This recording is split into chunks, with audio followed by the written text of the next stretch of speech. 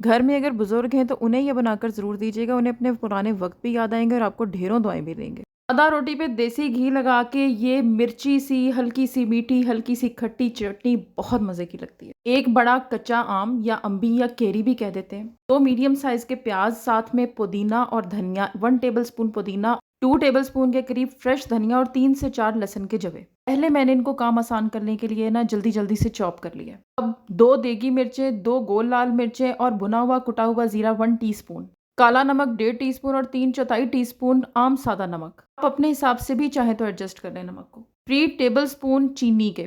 اون دستے میں اب جو ہم نے مٹیریل چاپ کر کے رکھا تھا، اکٹھا سب چیزوں کو مکس کر کے اب ہاتھ سے کوٹ لیں، کیونکہ مجھے اس کا پیسٹ نہیں بنانا تھا، سو کام آسان کرنے کے لیے پہلے میں نے اس کو باریک چاپ کر لیا اور پھر ہلکا ہلکا ہاتھ سے کوٹ لیا۔ کوئی بھی سالن بنا ہو یا سادہ چٹنی بھی روٹی کے ساتھ کھائی جائے تو بہترین ہے۔ کچے آم ابھی بھی سیزن میں باقی ہیں، تو جن کے پاس اویلیبل ہیں ذرا جلدی سے اس چٹنی کو ضرور بنائیں۔